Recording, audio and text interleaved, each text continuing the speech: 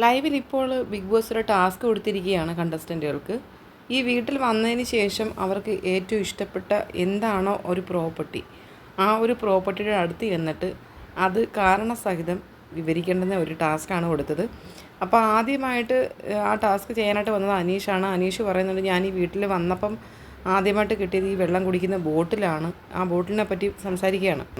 അനീഷ് ഭയങ്കരമായിട്ട് വിശദീകരിക്കുകയാണ്. ആ ബോട്ടിലിനകത്ത് വെള്ളം നിറച്ചു, എന്നിട്ട് ആദ്യമായിട്ട് കുടിച്ചപ്പോൾ ഒരു സംതൃപ്തി. അപ്പോൾ അതിനെപ്പറ്റി കുറേ സമയം സംസാരിക്കുന്നുണ്ട്.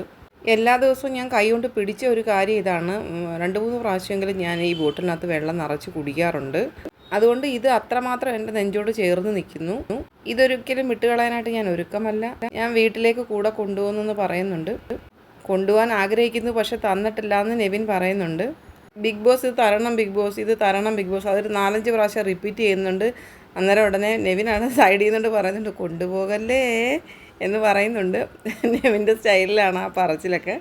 അങ്ങനെ ബോട്ടിലാണ് ഏറ്റവും ഇഷ്ടപ്പെട്ട പ്രോപ്പർട്ടി എന്നാണ് അനീഷ് പറഞ്ഞിരിക്കുന്നത്.